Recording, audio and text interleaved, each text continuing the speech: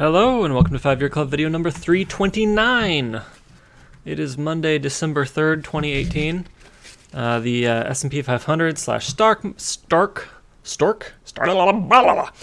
market did pretty good today. Driven mostly, I think, by Trump saying that he would stop, or that, the tariff war between... I hesitate to even use these words. I'm repeating the words from the media. Basically, the stupid tariff bullshit, and it's not even between the U.S. It's between Trump and China. Yeah, so they said they would take like a 90-day break from it or something, and that made the stock market happy. So things bumped up by like 1% or so, which is nice. Yeah, so I'm not really a macro guy. I'm not here for as a trade expert but I gotta say, I think tariffs are so dumb. I think the idea that you're going to artificially increase the price of something made at home in your home country is just really dumb. And yeah, there's a general thing you'll see in politics where they can artificially inflate the wage of a small group through something like tariffs, and at the same time, diffusely increase the price for everybody else. And because the price increase is, it's kind of hard to identify this is the thing causing the price increase versus all these other factors that go into price, then people can kind of pretend that it's not a cost. But it definitely is a cost. And that cost also, it has consequences. When you pay more for things, you have less money for other things. And when you have less money for other things, you can't do those things. You can't retire as early. You can't start a business. And if you can't start a business, you can't create new jobs. If those new jobs don't exist, then other people lose out. But those things are hard to measure. And so people don't measure them. And there's just this tendency in politics, however you do it, to obfuscate the costs. It's to, if your small group of people wants a benefit, they will do it by diffusely obfuscating costs for everybody else, and then they'll pretend that it's magic and they're getting free money. And I hate that stuff, so I don't like tariffs. Anyhow, at the same time, this article came out. This is in Yahoo Finance. You'll find several articles on Google News like this. If you look, the Treasury yield curve just inverted, sounding the alarm for recession. We discussed this a bit, maybe last week. So let's look and see what they have to say. The bond market is beginning to sound the alarm of a recession, with an inversion in U.S. Treasury yields occurring on Monday for the first time since 2007. So you remember 2007? Well, you probably don't remember Treasury yields inverting in 2007. But you remember the recession in 2008 or 2009, unless you are a very young listener, in which case, good on you for getting educated about finance this early. Yeah, so let's read more about it. The yield on the 5-year Treasury note fell below the yield on the 3-year Treasury note. So in other words, the amount of money that you will make locking up your money for 5 years, fell below the amount of money you make if you only lock up your money for 3 years, meaning that investors were being paid more to hold U.S. government debt maturing in 3 years than comparable bonds maturing in 5 years. It's not the major curve inversion that investors watch for, the 2-year note holding a higher yield than the 10-year note, which has preceded every U.S. recession since World War II. But it portends that the market is headed in that direction, analysts told Yahoo Finance. Ian Lingen, head of United Rates Strategy at BMO Capital Markets, said the inversion of 3 and 5-year yields has strengthened his belief that an inversion of the 2-year and 10-year yield will happen in late 2018 or early 2019. This solidifies not only my flattening bias, but I think it will lead many players in the market who expected the yield curve to steepen to capitulate on that. U.S. Treasury yields rose early on Monday after a deal between the U.S. and China to hold off on new tariffs. Shorter-dated yields rose faster than longer-dated yields, pushing the curve to invert between the 3 and 5 year yield.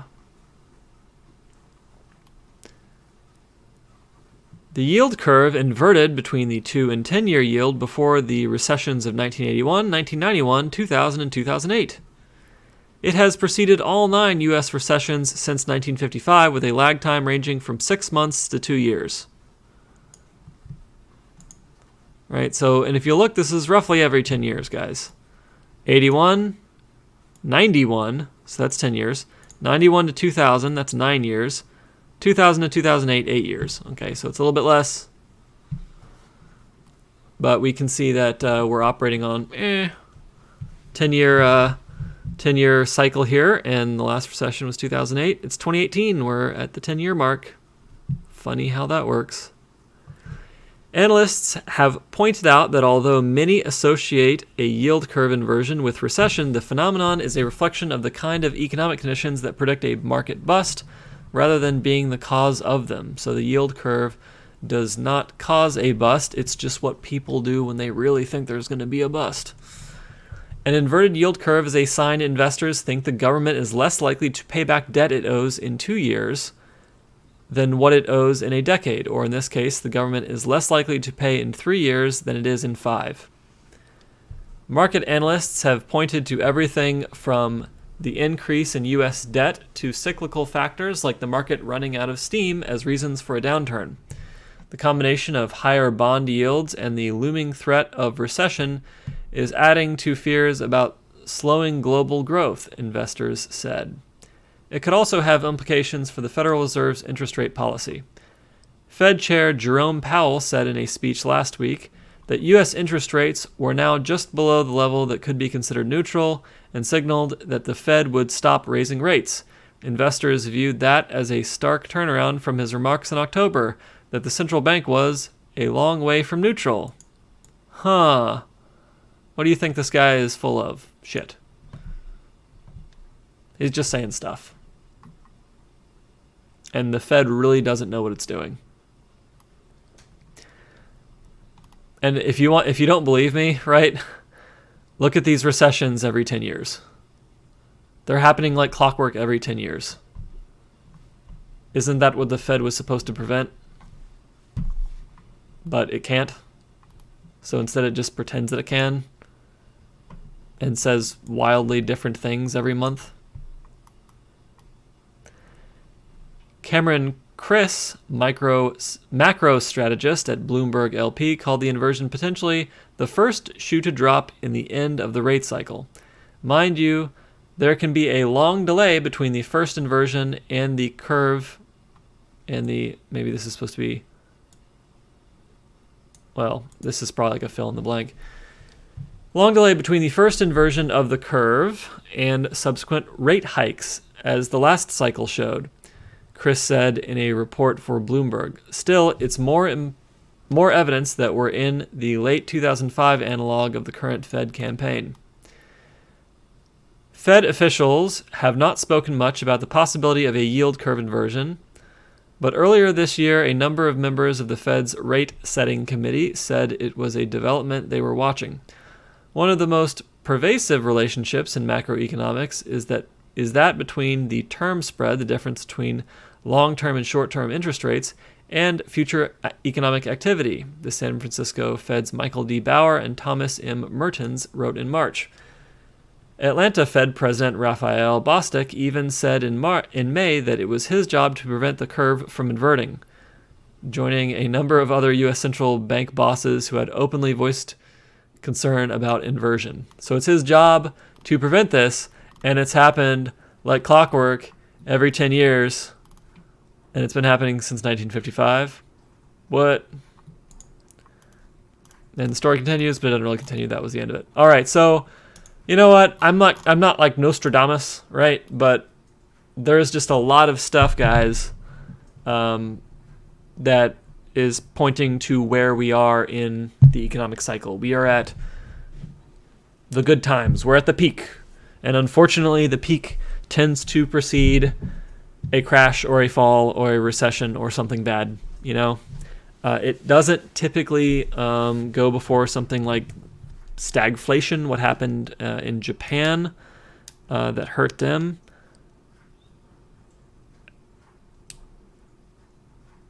Just because stagflation usually isn't the thing that happens. We usually crash. Not that it's impossible, right? That's not what I'm saying. Okay.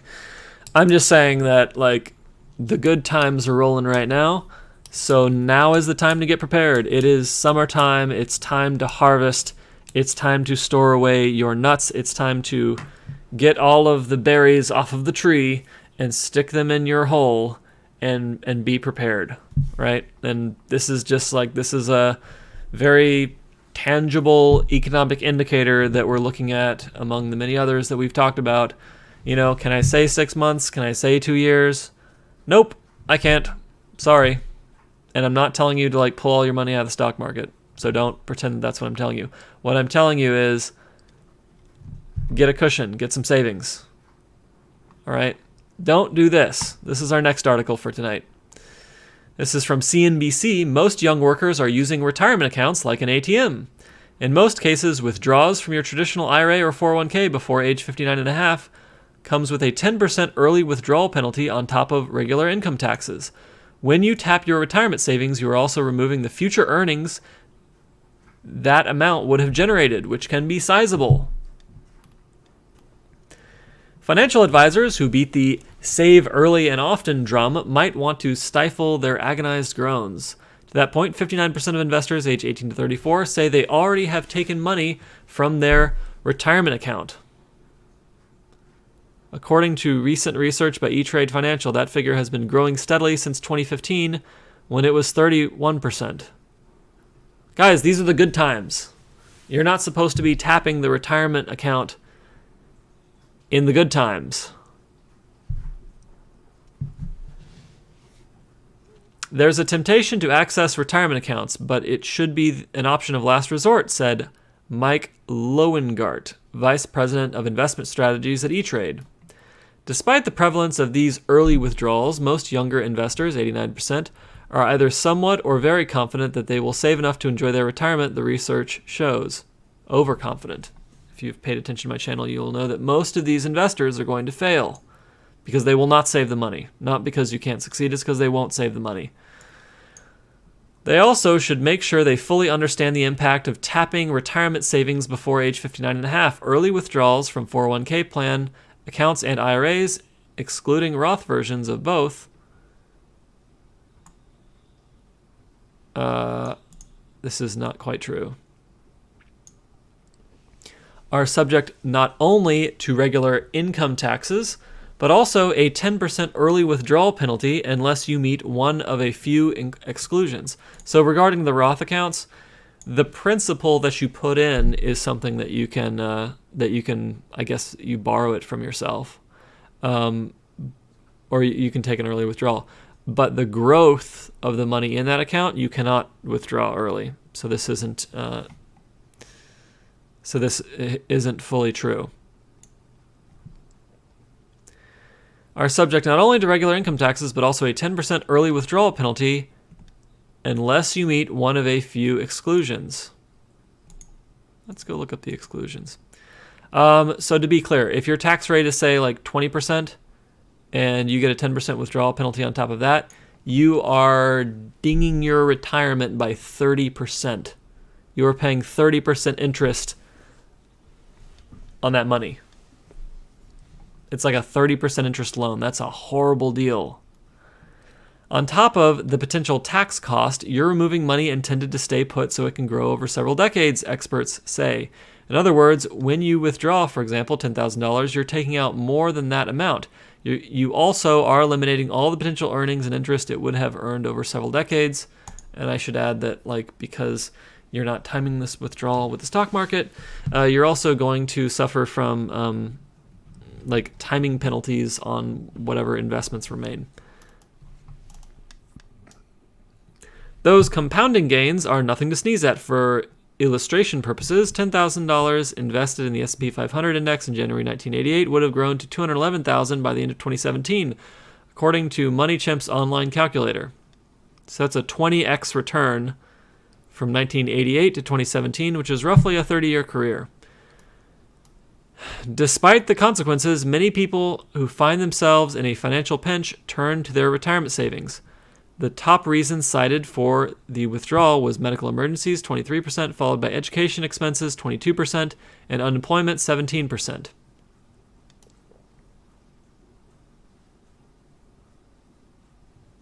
But to make a large purchase is also 16%.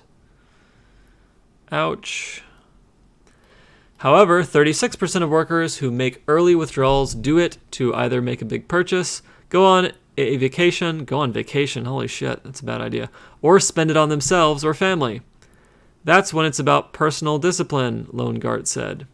You have to be disciplined about your contributions during changing market environments and know the impact of compounding returns. If you're willing to take out the money for just any reason, you're jeopardizing your path to retirement. Members of Generation X also are turning more often to their 401k plans for cash, with about 45% reporting having made early withdrawals. That's up from under 30% 3 years ago. And that's the end of the article. Guys, this is insane. This is insane. And this is during when times are good, when unemployment is low. It's like 4%. Times are really good right now, right? Like, things are not going to get better than they are right now. I'm sorry. Like, at least not in the next 10 years. Like, well, probably in the next 5 years, things are going to get a lot worse. The next 10 years, maybe we come back and things are about the same. You know, go to 15 years, things are a bit better. But point is, things are really great right now on a local basis. Let's just do a little miniature local hump. And so, knowing that things are not going to stay great forever, please save up some money. Employment's not going to last forever. Right? Higher salaries are not going to last forever. Save a nest egg. Save some money outside of retirement so that you're not tapping retirement, so that you're not paying that penalty, so that you're not losing out on the long-term returns of the stock market. Okay? Furthermore, if this market crashes and you're pulling from your 401k because you're unemployed, you're pulling from that money when it's down. That's the worst possible time to pull. And on top of that, you're paying a 10% penalty? That's going to be awful. You don't want that. So prepare for what you know is coming. I've been talking about economic cycles for a while. We know that things are not going to stay good forever, so prepare for it by saving up some money. Set aside some money, do automatic savings withdrawals from your checking account right after you get paid. If you can't save money because your expenses are too high, now's the time to cut back on expenses. Now's the time to make a housing change. Now's the time to end some of your subscriptions. Now is the time to rearrange your financial life so that you have enough room in your budget to save money so that later your retirement ass is not cooked by an early withdrawal. It's really important. Like the numbers are coming together. The old geezers are telling us, well, he's not telling us anything. He's just like dicking around with interest rates. But and in fact, this article is really like this guy. Yeah, he's not really an old geezer. But yeah, people are telling us what's going on. They're writing articles. Like, history is repeating itself. Let's pay attention to it. Let's prepare for it. All right. Let's see what this says. Sometimes early withdrawal penalties don't apply. I'm like hesitant to even read this article because I don't want anybody to withdraw early. You need to save up money outside your retirement to prevent yourself from doing it. That is the game plan. This other stuff isn't an option, but I think everyone should be educated at least. So let's read and know what the rules are. Many savings and investment accounts come with rules around when you can pull out your money. However, there are exceptions in which the penalty is worth the reward and times when you might be able to lessen the consequences. Individual retirement accounts, CDs, and other savings options often come with stipulations around when you can pull out your money. Many people dutifully follow these rules in order not to face the much dreaded early withdrawal penalty. But there are instances in which the penalty might not apply to you, or times when the benefits outweigh the consequences. Keep in mind, these moves should often only be made if necessary, as they put your savings in jeopardy. Certificates of deposit. Mark Kantrowitz, a student loan expert, saw his CDs grow at less than 1% a year at his bank. Then he noticed another bank was offering an annual return of 1.72% on their CDs. To take an early withdrawal penalty he knew would result in penalty of 3 months of interest. Still, he went ahead. The bank teller was shocked that I wanted to close it early. She called over the branch manager, who said, but you'll have to pay the penalty. I explained that I would be ahead financially after 3 months at the other bank's higher interest rate. In the rising interest rate environment in which we find ourselves, it may be particularly advantageous to swallow an early withdrawal penalty from a CD to move your money to a higher yielding destination, said Greg McBride, Chief Financial Analyst at Bankrate.com. You want to calibrate your penalty with what your upside is. Make sure you fully understand what you're getting yourself into, he said. For example, if a bank charges a 3-month interest penalty for early withdrawal fees, and you've only had the certificate for 2 months, they might be able to dig into your principal, he said. 529 plans. There's no such thing as an early withdrawal from a 529 plan, the tax-advantaged account that can be used for education-related purposes, because there are no rules around when you can use the money. It's just for what you can use it for, education-related expenses only. You'll pay a penalty if you use it for other reasons. If you end up using the money for a new television or a vacation instead of their dorm or textbooks, you'll pay a 10% tax penalty as well as income taxes on the account's earnings, said Kantrowitz, the publisher of SavingsForCollege.com. Though he called that consequence negligible, he calculates it's often around 1% to 3% of the entire amount. The family is no worse off than they'd be in a taxable account, Kantrowitz says. Let's see. 10% tax penalty as well as the income taxes on the account's earnings. Well, I want to see that calculation, but that's what this guy says. Though, he added, you may have to repay the state income tax benefits you picked up for using the account, and most important, if your child does plan on going to college, withdrawals will leave your savings less time for compounding. Retirement savings. Making an early withdrawal from your retirement account is one of the biggest no-nos in personal finance. After all, tapping an individual retirement account or 401k plan before the age of 59.5 can result in a 10% penalty, income taxes, and a depleted fund for your retirement. But there are ways to lessen that penalty should you really need the money, said Ed Slott, an expert on retirement savings. The tax law contains several exceptions to the 10% penalty, eliminating that expense when you withdraw early from your retirement account, said Slott, a CPA and president of Ed Slott and Company. Unfortunately, he said, there's a lot of confusion around when the penalty does and doesn't apply. He cited a case in which an accountant withdrew more than $30,000 from his 401k plan after deciding to leave his firm to pursue a PhD. He used the money for his education and his first house. Because withdrawals from individual retirement accounts are exempt from the 10% tax penalty if they're used for education or a first house, the accountant assumed he would be in the clear. Then he received some bad news. 401k plans don't make those exceptions. That's kind of crazy. So if you roll over the 401k into an IRA, then you can withdraw the money for a house or for education. But if you don't roll over your 401k, then you will be stuck paying the penalty. This guy went to court and he lost. It shows that even professionals can mess up. If the accountant had known the rules, he could have simply rolled over his 401k into an IRA and then made his withdrawals without any penalties. In some cases, he added, it'll be your 401k that'll give you more freedom. For instance, say you decide to retire at 56, you can withdraw from your 401k without any penalty, but if you roll it into an IRA, you'd have to wait until 59.5 to have your money without consequences. What? You can withdraw from a 401k without penalty? I thought that was only for